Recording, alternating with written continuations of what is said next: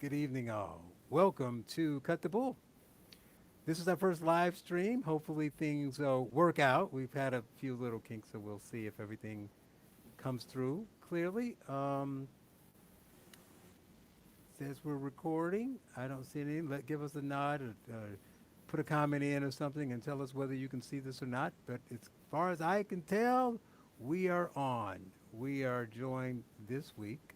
But first of all, who am I? I'm Charles, here with my co-hosts, Shamika Michelle and Wilford Riley, joined by Gabrielle Clark, here to talk about the interesting situation she was put in just trying to raise her son and put him through college. I mean, through high school in the public school system there in Las Vegas. Gabrielle, welcome to the show. Thank you so much for having me, Charles. So, you have a story that's both unique and a little unsettling, but as it's pretty popular, it's been spreading pretty wide, and a lot of people know about it. But quickly, just tell us what happened in your son's class. Um, um, when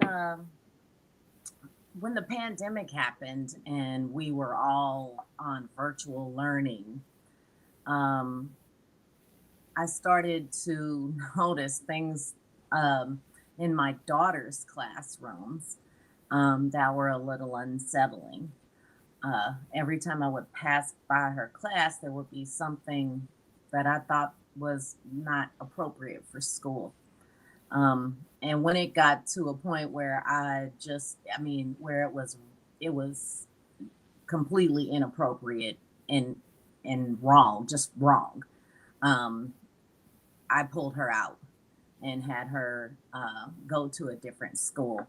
And then I went to my son's study area, who was a senior at the time. Um, and I told him what was going on in his sister's classes, and I asked him what was going on in his class, if anything like that was going on. And he showed me what was happening. And just so happened that I walked in on him attending the Sociology of Change class. And what I saw on the screen was unsettling, to say the least. And when I went through the slides and all of the assignments and stuff like that um, that they had received thus far, I was just really taken aback by the content of and the assignment they asked him to do. Right. So this was, I didn't realize that at the time it was uh, during COVID and the homeschooling. So, I mean, the remote learning, because a lot of people have been talking about, man, a lot of these parents would not have known what was going on had it not been for that. And this was specifically you. You just happened to walk in when that happened. So tell us what the assignment was first. And then, obviously, myself and I'm sure Will and Shamika have a couple of questions about that. But what was the assignment that you heard that was so shocking to you? Well, initials,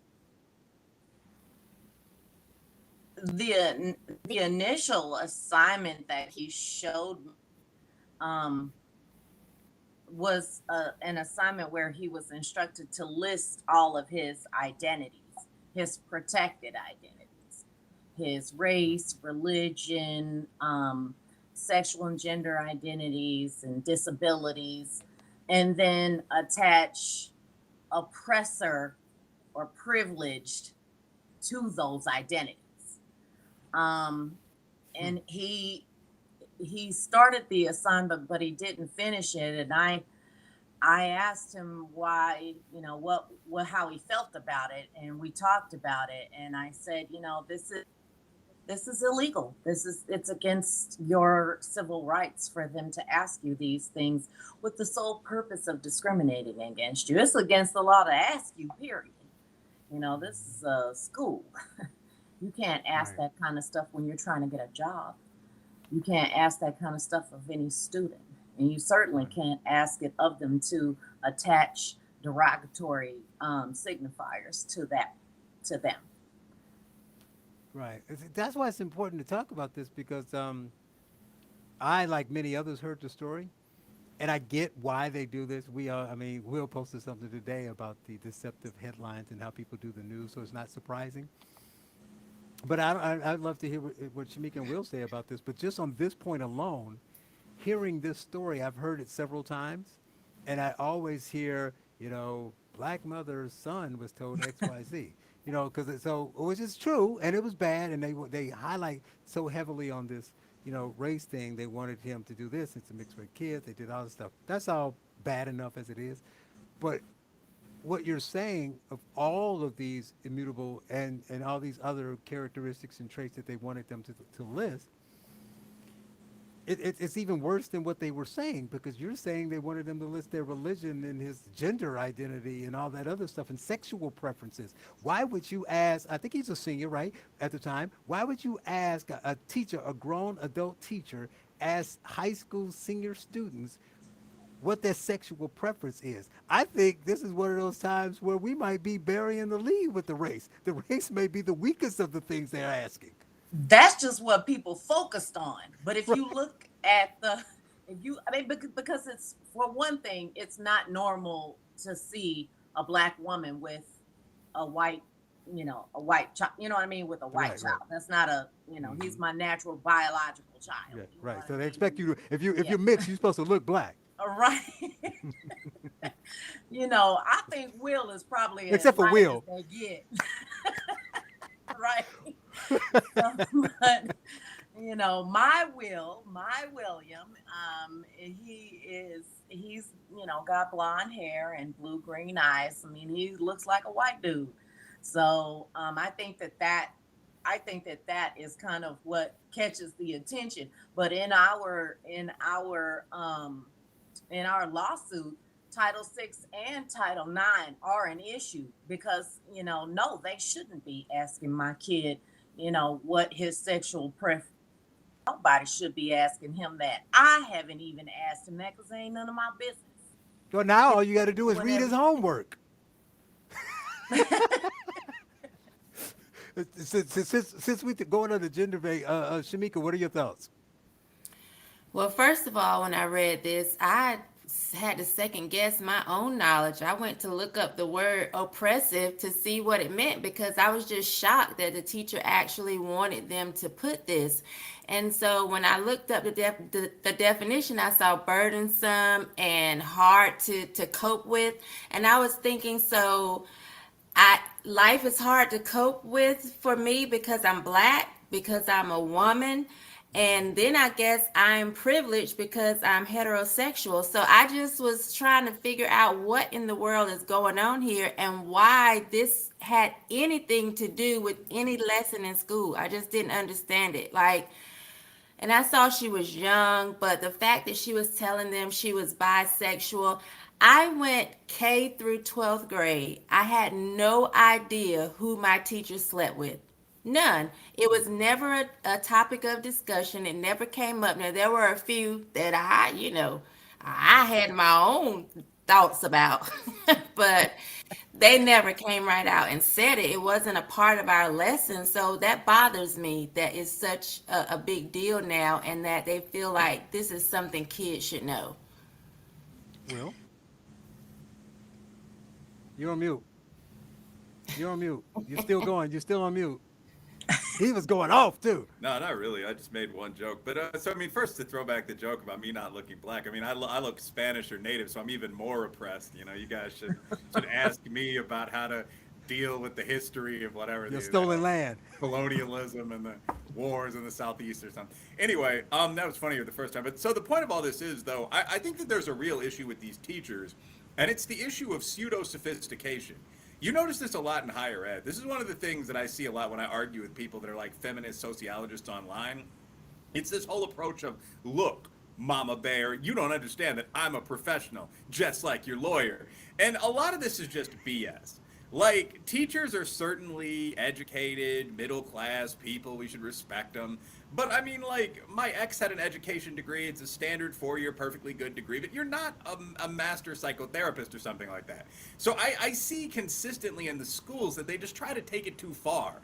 Like, instead of teaching the kids math, they're trying to provide them with lunches to replace what their family cooked because that wasn't properly caloric. That was Michelle Obama's whole thing. Or there are whole courses in sex education. There's pornography literacy in the Illinois schools now. I don't even know what that is.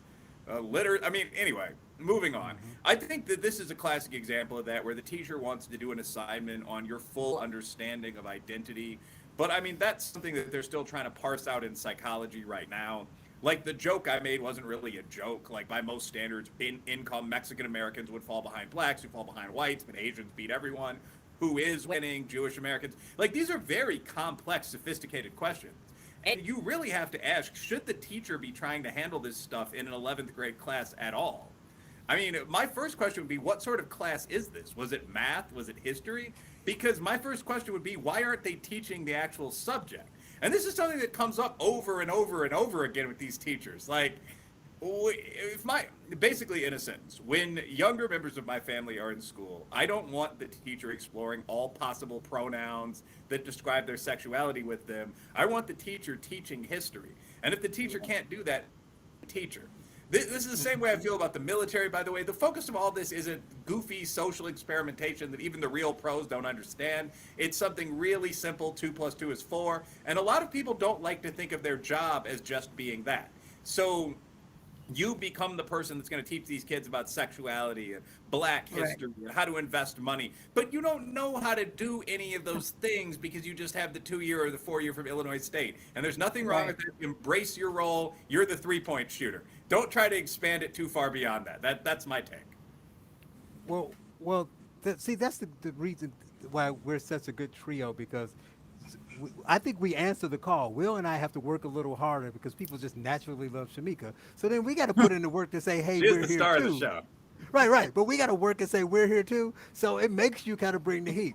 And Will is right. The point is, I think he tweeted something earlier that I was commenting on, and it kind of goes to that. That and another thing. So one, I constantly say that that's the problem. We keep focusing on race, and there's a lot of problems with that, of course. But this is another example while you're looking at the shiny racism boogeyman object, they're sliding into sex, no pun intended. So you keep thinking that, wow, they keep talking black and white, but blacks are marginalized and whites are oppressive. And then on the side, it's like, now bring in some other stuff. And all of a sudden, you wake up and you're finding out your 8-year-old is learning about, fisting is actually in the curriculum in Illinois. And you're like, well, how did that get in the curriculum? And you're like, well, you were too busy in the playground arguing about race and skin color. That's the one problem. And to the tweet I speak of on Will from earlier, he was talking about, do you remember what it was? Well, I just remember morality, where you were talking about teachers teaching something in class. And, it was teaching whether KKK was morally wrong. Oh, and yeah. Some new state law was going to make it illegal to teach that. And then we won't be able to teach that anymore. And I'm like, we're burying the lead. Do we want teachers to be teaching what's moral? I want you to teach what the Klan did. And I want them to, at that point of 8th grade, 9th grade, 11th grade, to already have an understanding from myself or church or my parents or wherever of right and wrong to say, well, that was bad. But I don't want the teacher teaching it's morally wrong. And if you disagree with me, here's the problem. That teacher might be fine. And you might be so baked into thinking that it's morally wrong that anybody can see it. But the problem comes that every teacher can teach what's morally right and morally wrong. And they claim that that all these white racist teachers are teaching that, the Civil War was fought because of the Northern aggression, right? Or like Shamika said last week, that some teacher told her kid 10 years ago, 12 years ago, that black people came from Africa in little apartments. So maybe that, as far-fetched and insane as that is, maybe that was that teacher's idea of morality. So if we just start letting teachers teach what they think is morally right, how do we stop it? How do we dictate which teachers actually teaching morals and which ones teaching their twisted morals? The tweet you responded to is that it turned out to just be complete bullshit. And and then there's that. That was your point. Yeah. But that's another example of how these professional organizations like teachers unions, and it does slant to the left as well as in a really sensationalist direction, just present this false information constantly. So like the opposition to CRT is constantly presented as like these mama bear parents want to stop teaching about slavery. No, like every single curriculum, including the 1776 curriculum that Charles, you and I have worked on, discusses slavery. No one denies that race war is bad. This is like a biblical point. So it's simply the question, do you focus entirely on slavery and so on, or do you also teach about the Wright brothers and the civil rights movement and so on?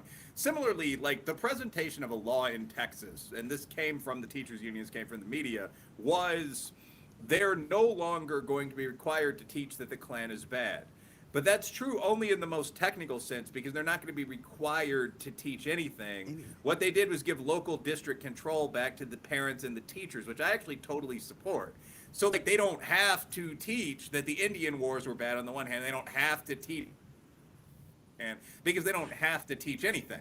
And that's a classic example of just sensationalizing, where they're like 172 things you don't have to teach anymore. And both right and left can go through that list and say, now, these communists are no longer teaching about our World War II victory over Hitler, because they're not teaching about anything. They're letting the parents drop the curriculum, which is good. So that actually, Charles, I totally agree with your point, but there's a deeper point there about the amount of BS we consume in day-to-day. Like the presentation of this in the media was very much like, whites will no longer teach about Martin Luther King. And it's like, well, blacks won't teach about Martin Luther King either. That's 20% of the teachers, and now they can write their own curriculum. So that I do think that's just a key point there, that we're constantly being lied to at this low-key, subtle level, to such a point where most people, if they haven't been quote-unquote red-pilled, don't even notice it. It's just accepted. Maybe it's a little off, but I'll believe it. Right. Excuse Go me. ahead, Shamika. Charles. I'm having a little bit of anxiety over here right I now. hate you so much. What grade did you say they were teaching Oh, fisting? fist. I think it's fourth. That's Because what. That's I, what you got out of Will's wonderful take apart of the media and the teachers union, and he gave you great context. He set it up, and you're like, so fisting. I How mean, old? It's because such the weird thing, like one thing, because I want to hear the female panelists comment on this. I think you might have a much more explicit opinion than I do, because it's not something I'm going to engage in either direction. Not that women on the panel would. The education. But I mean, Oh, okay. but what I'm saying, I guess, this again, like, what percentage of adults are comfortable with fisting? 2, 3? yeah, I mean, that's it's why just I'm this idea that traumatized. we are the kinky, college educated educators. We're gonna show your kids the infinite possibility than your limited little church going business class household you won't. And a lot of it is really just that, like, we're being edgy and unique. There are Yeah, very few party kid adults that are down to fist. it is traumatizing, because I thought I knew what it meant when Charles said it, so I went and looked it up, and I was just thinking, That like, had to be an I experience. remember a guy slipping a dildo in my anus in college, and how traumatizing that was for me. So we're gonna teach this to Okay. kids. I'm sorry, y'all. I just had to say that because my heart was literally racing over here. Like, we're gonna teach this to kids? That's Well, why, I mean, I'm the Nevada chapter head for No Left Turn in Education. right. And we don't just focus on stuff like critical race theory or anything. We focus on all indoctrination, Yes. as it pertains to K through 12, because I've heard so many terrible things and terrible instances of this type of thing. And I didn't realize myself how in the curriculum it was, until I moved my daughter. And when I moved my daughter, that's when I started learning about social emotional learning and those different types of indoctrination avenues. And since then, I've become, people always say, we don't like to say activist. I don't care, activist, advocate, whatever, however fuck. You know what I'm saying? That's what I am. That's what I'm doing now. Because I can't be a parent who has experienced this in real time and with real kids and with serious situations that traumatized our entire family and put us through this hella nightmare that's gone on for 10 months or whatever it's been. Right. And even before that, having the issues with with my daughter, and thinking that she's just becoming a teenager, and then realizing that's not what happened. And Right. now, my daughter is not the same that she was. She's back to something like normal kid, if you can call a teenager normal. They're fire breathing dragon monsters, but Right. um But she's a as normal one close. now again. She's a normal one now. Yeah. Well, we need to get back to the situation and all that. But the last thing I want to say is twofold. I mean, this is spreading across the country, but the forefront seems to be Illinois and the LA County. So if you look up the sex education in Southern California, it will blow your mind. And many really normative centrist people will look at that and say, be shocked by it, because all the noise you hear is this race thing. It is a Trojan horse to get everything in. Because once you fall down and say, we need to let other things in, all the chips fall.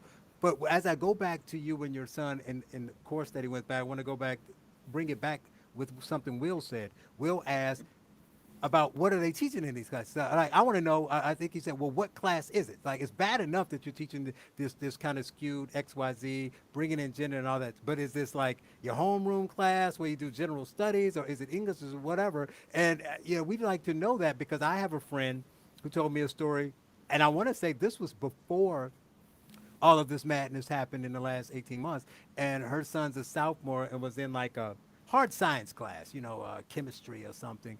And they were teaching um, something about racism in country music, and talking about Little Nas X and how his music was not being played on the radio and this, that, or the other. And she asked, because she's an active parent, she asked, and they made some tremendous leap to, well, we were discussing sound, and sound is science, and to which that made us bring up this, and then someone mentioned country music, and then somehow we got to country music being racist. It made absolutely no sense. So what I'm concerned with is, especially with the CRT portion, or whatever you want to call it. I got to keep saying it after that, because I get caught up in the name, and then people want to say, well, it's not really CRT. And whatever the foolishness you're talking about is, that I think people have some weird belief that school is now, I don't know what it was like when Will was in school or when Shamika was in school, but as the elder statesman here, I can say back in my day when we went to school, we didn't do history for the whole day. There was math, and there was chemistry, and there was science and foreign language and English.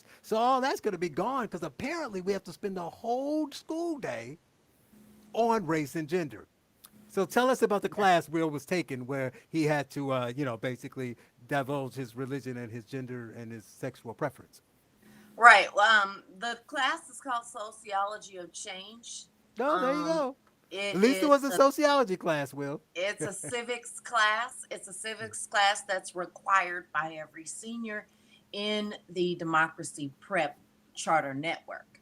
Mm-hmm. So they didn't just violate my son's civil rights; they violated all those children's civil rights by asking those questions. And only of its kind, because this is the only case of its kind, we have actual proof, and we have expert testimony, expert reports, that this is in fact critical race theory being taught, not just a bastardized version of it, but an actual attempt at critical, not a history class, not teaching history, not teaching, Mm-hmm. actual theories, Right. that framework, right? So how do you get to the lawsuit stage? So you heard about this. Your first instinct was probably shock, and then you sit down and you regroup, and then where? What was the path to even having a lawsuit? Because I'm assuming that as a general regular parent, you didn't just wake up and say, "Hey, I'm suing somebody tomorrow." So what was the next step? I mean, did you go in and talk to the teachers, and then they laugh at you and say, "Well, first they were shocked, like we forgot you were black," or how did that happen? Well, my late husband William's father was a lawyer. And so when I saw that they violated his civil rights, I took all the appropriate steps. because I wanted to make sure that I did all the right things so that when they stepped in it, I could put my foot right all off in their behinds, because I'm not playing with these people. And no parent should be. This is serious and this is for real. And so, you're not going to violate my kids' civil rights. So when I found that out and I explained to my children, and we talked about it as a family, we went back to the school, we told them what we told them, and we Well, tried let's to get get to that. out So of you said something to the teachers, up to the school. What did the school say? the school. Would not relent. We asked them to put him in a different class. They wouldn't relent. That we asked them to let us opt out, do something else, and they would not relent. So I went up the chain of command um and got in touch with every person that they said I was supposed to get in touch with to file these complaints. And when it got back, swung back around to the very first person I started with, that's when I said, okay, I need legal representation Right. because they are not taking me serious. Um, did you hear any other? Like you said, every student was forced to do this. Do you know of any other parents in the school district that complained about it? No, I don't, because like I said, Wow. well, before we were in lockdown, and at that time I was really up in arms and scared for my son, because the school was talking about going back to in-person learning. And with my son already having pushed back on some of these ideas in that class, they put a target on my son's back. So he was going to have to go into in-person learning after having already, pushed back on, the idea that reverse racism does not exist. When he said, well, wait a minute, and him being the only white kid in the class speaking up, and that being an issue, and we're supposed to go back in the class in a couple of weeks, and y'all have basically pointed at my kid and said, hey, that's the man right there. Hey, wait a minute. What? What is the racial makeup of the class? It's predominantly Black and Latino. Right, because see, So that could be an issue because they're trying to call him out as this. Let the class know that he's an oppressor, and all this other kind of stuff. And he's like, well, wait a minute, I'm black too. So and now if they're he looking at. and the fact that your denial of that is Right. your what do you call it, the unconscious bias or whatever. Hmm. Yeah, he Yeah. just doesn't know he's an oppressor, right? Yeah, I At mean, 17. there's no way to and your denial that you're a racist is uh you know is also something that you can't claim, right? And Right. when you look at all of the slide class, you'll see that unconscious bias and denying your own racism and stuff like that. I mean, that's the kind of stuff that, me as a mother, let me tell you something. My mom was Black and my dad was white. My first husband was Black and my second husband was white. So some of my kids are three-quarters Black and some of my kids are three-quarters white. So my white kids are oppressing my Black kids. Is that is that what you're trying to tell me? Like, that is some complete foolishness. And Uh-oh. I'm not gonna allow my kids to kind of nonsense. What's funny about this is, and I absolutely agree with you from the mom, from the parental perspective, we're all like 30s or later adults. But I mean, what's funny about this is how stupid and subjective it is. So, like, your kid, Will, is black, technically speaking. Like, he's more than quarter black, he's just Right. light skinned. I mean, so it's the entire and I don't mean to make fun of this at all, but like the entire perspective is okay, this guy's less than half African American or something like that. So we're going to put him into the oppressor class. And this seems to be exactly the opposite of what I would want, which is more color blindness a la athletics or the military or just a nightclub in any big city. This is just now, as the wealthy minorities are winning, a reversal of the one drop rule. And you see this more and more and more. Like, I wrote a piece for the British men's magazine Spiked where I looked at what happened when Asian performance surged past white performance in the schools. This happened, as all you guys know, like 15 years ago. What happened is that they redefined Asians as white because the minority category was beating the majority category. Middle class blacks now are doing quite well. A lot of Hispanics are Caucasian, so they were technically on that team. Asians were on our side, and East Indians. And so the minorities beating the whites was not something that was good for anybody. Like if you were a self-flagellating white liberal, you didn't want to admit it. If you were black or Latino and you were still expecting that preferences economy, you didn't want to admit it. Whites, to some extent, might not have wanted to lose across the board. So what you started seeing was the recreation of this new category, white and Asian American.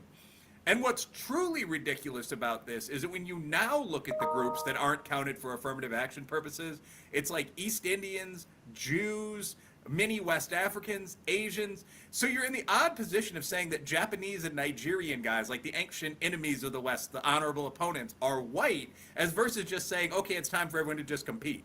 It's the weirdest redefinition of all time. Right. But I think it's just them trying to do what they wanted, and they probably should have done at the time, but they think should have happened either during Reconstruction or during the 60s. They wanted to be ADOS. ADOS is minority, everybody else is not. So that way you could be black, but you're not ADOS. You weren't born in America, you don't count. Right. Done. That's the list. Because we But I wanted would it to never be ask black. a question like, what about all these Mexicans? But I mean, like Latino Americans in They don't general. care. Hispanics can be white. We don't care about them. But what I'm saying is, and obviously huge supporter of the Hispanic culture, so on. But in my case, I have to assume for the panel. But the reality is that of the affirmative action categories still include Latinos, they include natives. So it doesn't make any sense at all. No. Like what you have is a situation where literally about half the minorities, Asian Americans, that's 7% of the population, right. Jews, that's 3%. I'm separating South and East Asians here, so the Muslim population would be what, 2%, something like that. So I mean, those groups are outperforming whites, by which I mean European Caucasian. Yeah. And that's no one is confused about this. There's songs with titles like Arab Money. Like this is an accepted fact. Then you have another group of minorities, Latinos, blacks, and natives that are now doing quite well, but that are underperforming whites by say 15%, something like that. So you have this weird explanation where like the groups on top, I think the middle class white explanation would be something like they're cheating, they work too hard, or they're white adjacent. So you have that there. And then the explanation for the groups underperforming is racism, we're still evil. And I think an outside observer would look at this situation and say, you all seem to be competing pretty fairly by this point. Why don't you give some money to poor people to make up for past oppression of blacks or natives or even Appalachian whites, and then just everybody go to work? That would make a lot more sense, but that's not what we're doing. Instead, what we're doing is saying Nigerians are white people. Yeah, I'm like, what? It's the wildest shit I've ever seen. Excuse me, but I mean, like, it's literally, look at the list of who gets affirmative action benefits and who doesn't. It doesn't make any sense at all unless you also have a list of which income groups outperform white people. And then it all of a sudden snaps down. Like, okay, what do Asians, West Africans, Jews, Arabs, what do they have in common? Oh, that's what they have in common. And that's why the whites are claiming them or vice versa. That's true. This whole thing is a bunch of nonsense. It is. Samika, you want to add anything? No, I'm baffled. You just nodding your head the whole time like, I cannot believe this. This has to be fake. I'm being punked. Yeah, really, because I'm like, Nigerians as white? No, everybody can. I said minorities can graduate to be white. All they got to do is be successful enough. Congratulations, you're white. Which is basically, in addition to it's being foolish, it's also white supremacist. It is. White supremacy. Exactly. Yes. It is extraordinarily racist to say that light-skinned black people or African warriors or Japanese business people are white. Well, all you're saying there is that whiteness is the domain of success. And if you actually Exactly. talk to any of those Japanese or Nigerian guys, much less the Arabs, they will say, no, we've been defeating the whites since the Battle of Aleppo in 1067. I mean, these are great Right. advanced cultures. They're Right. the other points of the world. Like there's Right. West Africa over here, Arabia, Asia, India. Those are where the other civilizations have been. So you can't just say they're now European. It's incredibly offensive. But Right. it's hard to even tell who's being racist at this point. But the idea itself is advanced mostly on the left, and it is a racist idea. Right, and that's part of as being a professor too. Will I want to say it's one of the things I keep pointing out when we talk about history and context that I love. It's like if you want to teach it, because the CRT argument is supposed to be it's just about history. Why are you all dissing history? But I'm like, if you want to teach history, that's fine, good, bad, and ugly. But don't teach all. You can't look at it a limited scope and say I only want to learn about America between 1643 and 1893, mostly in the South, and only the Northeast stuff I don't like. It's really segmented. It's like, so don't talk about China, don't talk about Brazil, don't talk about the Middle East, don't talk about Muslims. And also, if you could talk about America, but don't talk about Vermont in 1777, because that's some good stuff. We don't want to hear that. Talk about, don't, it's all over the place. It's like blotches. So at that point, it's not even history because you're not painting a complete picture. When you because once the thing is decoded, when you put it all together, you realize, wow, everybody's done some good and some bad stuff. I didn't know that. They want to cut out good stuff over here and cut out the bad stuff over here and say, see, this is what the world is. And it just looks like that cut out paper of the people holding each other's hands, but they're all black. I'm sorry, go ahead. Well, my daughter says she's tired of learning about the same old niggas. So, She want to learn about some different niggas? yeah. Yeah. She said every February they teach them about the same old niggas. That was her exact words. This is real talk though. This actually is a major problem with multiculturalism. This gets back to these are like primary middle school teachers. They're not that well trained in this stuff. So if you insist that a third of the year be talking about black history with these woke white people, they don't know anything about black history. Like they're not going to talk about like the names of Mansa Musa's generals or something like that. Actually, I'm a black history nerd. It's just going to be like Martin Luther King, Martin Luther King, Yep. Martin Luther King. Can you think of a woman? Martina Luther King. I mean, it's going to be a very set pattern of what you're going to learn. So, I mean, essentially. But when they teach Mansa Musa and Zulu and all of the others, they're not going to teach anything bad. So I always joked about how when I was growing up, everybody said, you got to watch Roots. And you're like, man, that was bad. What happened? We all knew it, whatever. And then they said, watch Shaka Zulu. We're like, yeah, he was good. Shaka was raping.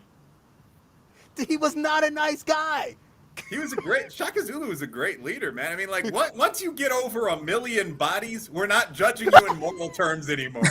Like the one exception is Hitler, but like Shaka Zulu conquered Southern Africa. Like when you do those sort of things, like Caesar, it doesn't make much sense to talk about it in moral terms. But it's also Well, important. that's true. But I'm like, but if you're trying to piggyback as if, well, all these white Europeans were colonizers, but everybody else were good. Did their share of killing and robbing and stealing. It's what people did. Colonizer and conqueror aren't insults.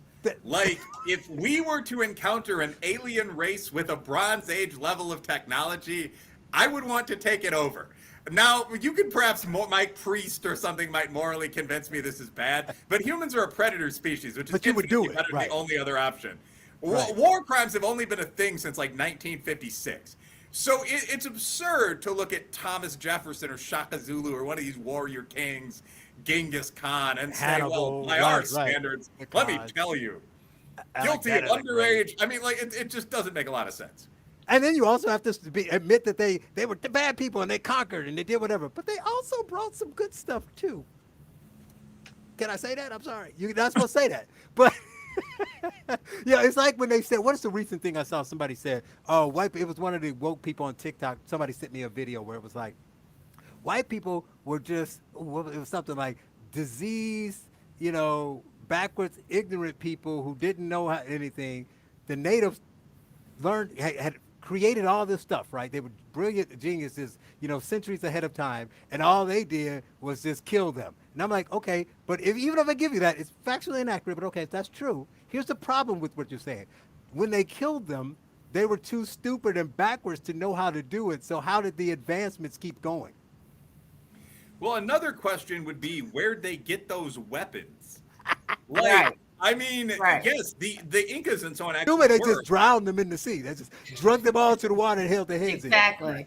That's like the roots perspective on how they got those slaves. Like, I mean, again, getting into African history, like Ashanti and Benin and so on were a little behind the whites, but like high medieval countries. You weren't just going to walk in with 5 white guys and walk out with a bunch of people in robes. Like, there Right. were legendary black slave traders like Tipu Tip who sold all of the slaves and who also sold white slaves, by the way. It's called the Barbary slave trade because if you're a slave merchant, you're probably not the nicest guy imaginable. So Right. I mean, anyway, just the Literally fought climate obviously war. the whites learned how to do something during their European wars that let them conquer the Aztecs, who were Right. throwing stones at their cannons. Like there was a reason for that. But we just got a little, Will and I get crazy. We'll talk history forever. But I got to say, the CRT thing that we're hearing the arguments is, and a bunch of racists who don't want to teach it. So how much things you saw in her were intertwined with this wonderful, deep, historic knowledge? There wasn't any history involved. I did not see in the only history that was involved was documentation of different proponents of critical race theory and theories like it, authors and professors and things of that nature. I didn't see any history anywhere. Right. I mean, that's not to say that Well, there we can talk isn't about some any, other stuff. because at that point, Right. Right. But yeah, it wasn't at that everything, point, obviously. I don't stop. Yeah. Right. Right. No. We can get into other My things, but I don't want problem to get. is like I would be Go ahead, Shamika. so no, I was just thinking what she was saying, I was telling you about my daughter bringing home an assignment or having an assignment this year where she had to write a letter to a black woman because black women are oppressed. This was a critical thinking class, but what they used was the excerpt from Malcolm X saying that the black woman was the most unprotected, woman in America or Mm-hmm. whatever. And for me, I felt like the teacher just didn't say, hey, listen to this and now analyze it and tell me what you think. The teacher played this for them. Of course, it's Malcolm X. Everybody knows, he's well respected. She played this, but then she went on to say, I donated to Sabrina, what's her name, Fulton or whatever, Trayvon Martin's mother. I donated to her because, she's trying to do things, and I just felt like that was something that I needed to do for a black woman. And, I feel like you all need to write this letter to a black woman and tell her, and I'm hearing, like, is this lady really giving this assignment to these kids? Because we can hear everything going on with virtual school this year, and I just felt like this was the teacher now putting her feelings or her guilt on these kids, because my daughter didn't need to apologize to a black woman. She didn't need to write a letter to a black woman. She hasn't done anything to one. She's not oppressed as one. And so, if you're going to teach something, don't say it's critical thinking, but you have already done the thinking for them. Like, Is the I te- don't like that. was the teacher white? She was. Well, see, at some point we got to have this conversation. Black people want to keep it real, and this show is called "Cut the Bull." How you gonna be like? I just want to. I want the blacks on the left to explain this to me because I don't get it. Will's a smart guy. Maybe he can teach me. I don't understand. I don't even have to agree with them, but I like to give people their argument and try to understand it. You're telling me our strength is our diversity. Diversity is good. You're saying blacks are oppressed and treated less than, and we need to fix that. We're saying white people are the oppressors, right? So then, shouldn't we, one, then be, according to their theory, be plugging all the black kids into black schools with other black kids and black teachers because blacks can teach their own, which a lot of pro-black people are proponents of. I'm not knocking it. But then, at the same time, they're arguing and siding with people like de Blasio saying we need to change the enrollment at the selective enrollment schools because there are not enough black kids there. Why would they want black kids there? And why would you want the white teachers teaching them? And like Will said, they're not going to have the knowledge or the experience to teach black history. So now you're going to have all these young white women teaching black kids about black history in a skewed fashion, pouring their hearts out about their grief of how hard it must be to be black. And then that's going to be the perspective black kids are going to get. That can't be helpful for black kids, no matter what you think of racism.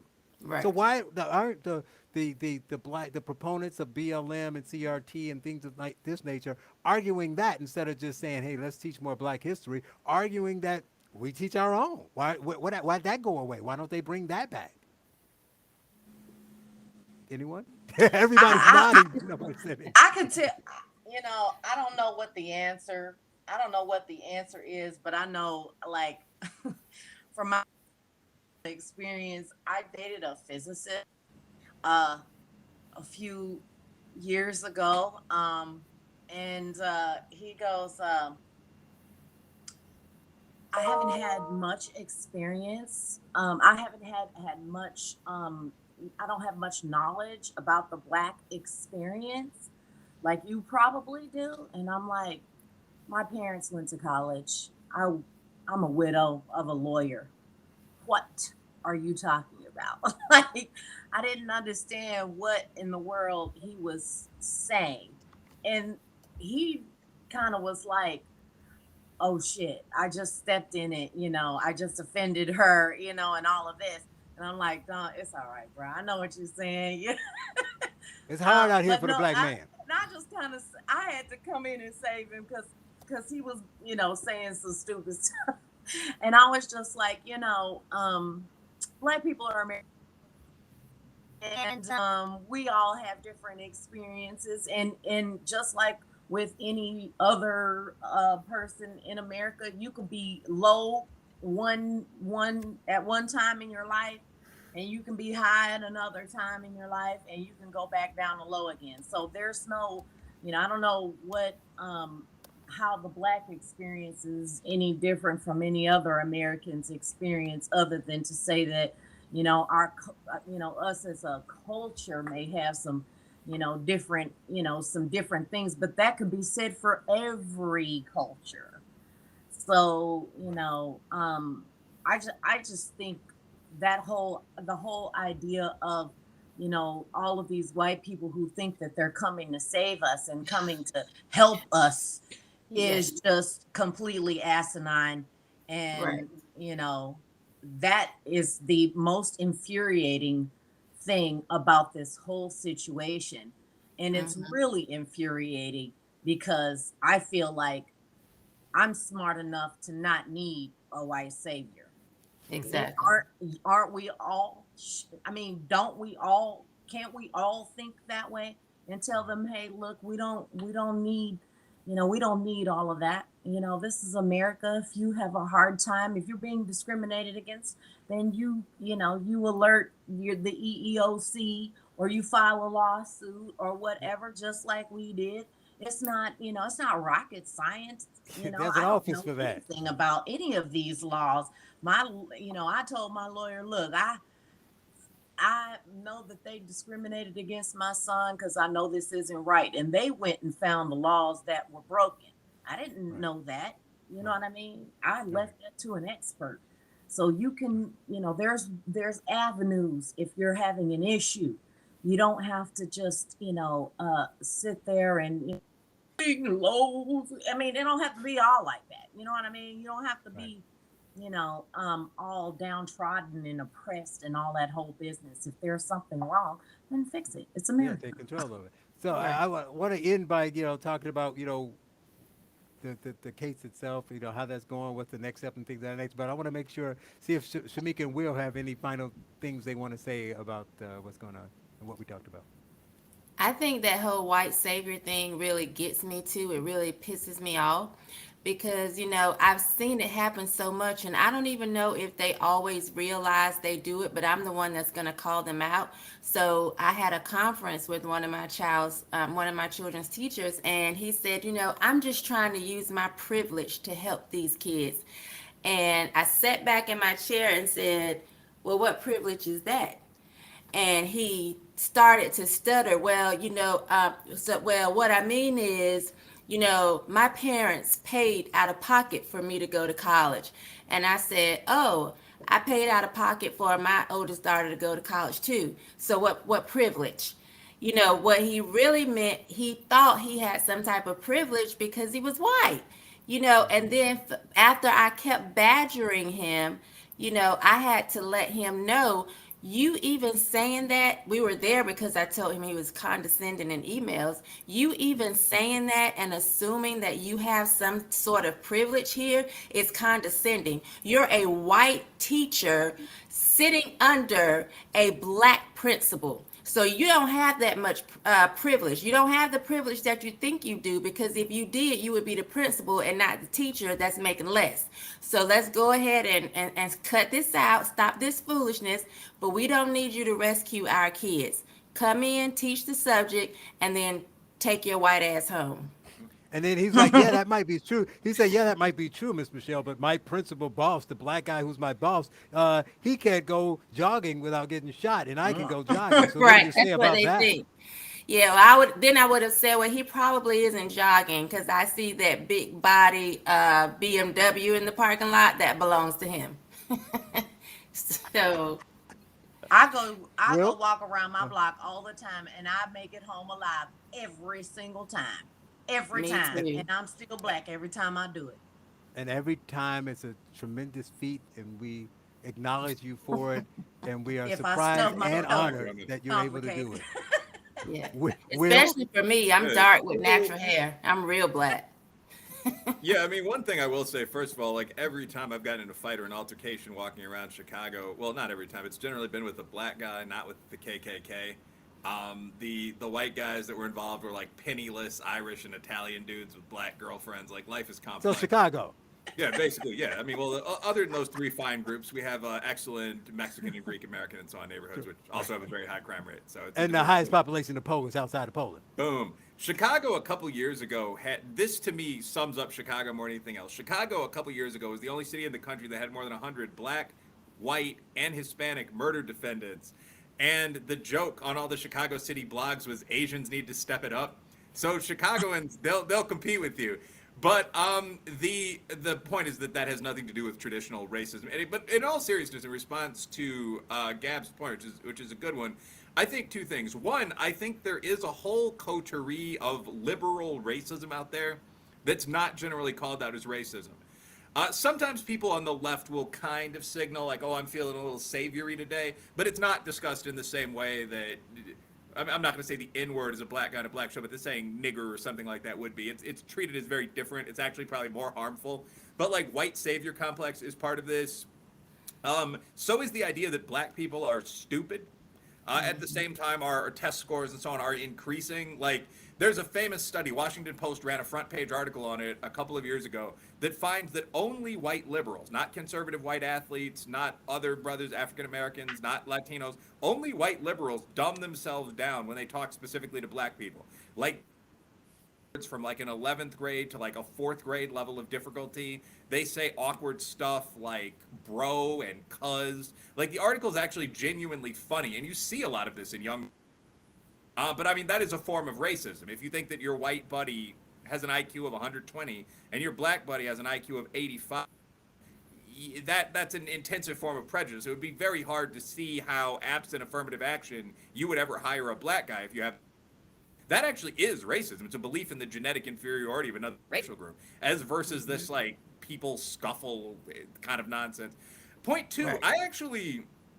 I'm gonna context at some point by someone other than us, but I think there's an argument for segregated schools almost. Like women in general do much better in all girls schools because they're worried about dudes. There aren't guys dominating every conversation. You don't have to worry about getting laid bluntly. You're 15, hasn't happened once. If it has once, twice, you can just focus on being the most competitive girl in a good girls school. And I see no reason that wouldn't work for boys as well. Same thing with blacks, same thing with whites. We tend on average to be good at different sports and the like. It's not genetic.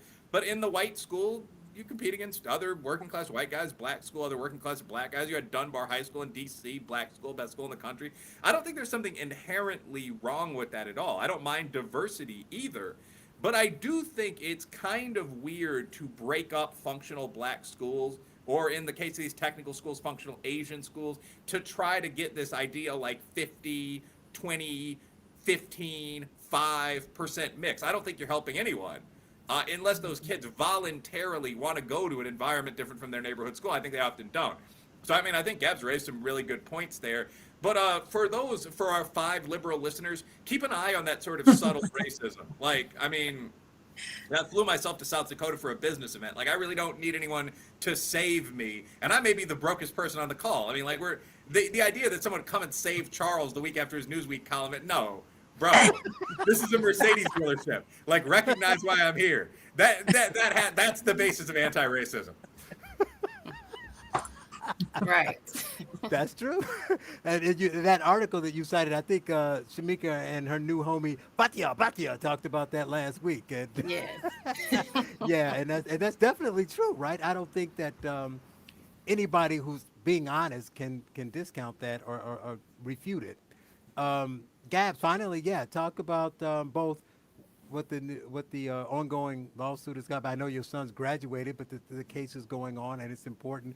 Talk about why it's important and how it can be a precedent setting case that can lead to breaking up some of the stuff that's happening in school. And I kind of want to know your view. So, like, the rest of us here are, G and H, and in my case, W-list celebrities. But when we are, on TV, it's what we do. So it's like, we did something intentionally to write an article, do whatever. So what it's like to be thrust in the media, and I've seen you on Fox News, I've seen you all over the place. They're writing articles about you. What's that like to, like, I didn't want this. I just wanted my son not to be called a racist. What's that like, and what's going on with the case? You can close out the interview that way. Well, in the case, the school did make a concession back in April, um, uh, uh, to allow William to graduate. They let him opt out of the class. They expunged his record, thereby allowing him to graduate. But the damage has already been done. It's been done to his college prospects for having a bad grade on his report card and on his transcripts. We've had some other issues, with the school and the transcripts and stuff. So the damage has already been done. And not only that, but justice hasn't been served. So this should have been recognized before we even had to hire a lawyer. Pressing on, and we want to see this adjudicated because my son deserves to have justice. And furthermore, this ain't even really about me. The only reason why I'm the person is because William made the decision a long time ago that he's in doing interviews or any of that nonsense. He just wants to stop. He just wants this to stop, and he wants justice for himself, and he wants to make sure that this is not going to happen. So he has made it important to our family to be that precedent-setting case and make sure that this does get adjudicated, because all of the school board flooding, and even if you school boards and get the people that you want in there, or even if you do a bunch of banning at the legislative level, all of that stuff can be overturned. But precedent is precedent. Whatever happens in our case is set for 100 years. So you can't just come and overturn that. So we want this case adjudicated, and the judge already gave us a favorable finding that we were likely to win on the merits. So that this case will be the precedent that makes it clear to all of these uh, curriculums. We're not going to let you do this, period. And And lastly, just oh, I'm sorry. and it's being thrust into the spotlight in all of this whole thing. Um, William is the strong, silent type, and I'm the loud, in your face, some neck rolling and all that action. So he just said, "You do it." I don't want to do it. I don't want to be in. What he said was, "Is I don't want a whole bunch of social justice warriors banging down my door." That was the quote from him.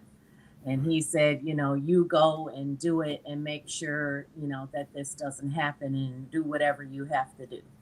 And I wasn't expecting this. I I before all of this happened, I moved in with my new boy. He's an Italian man, and he eats a lot.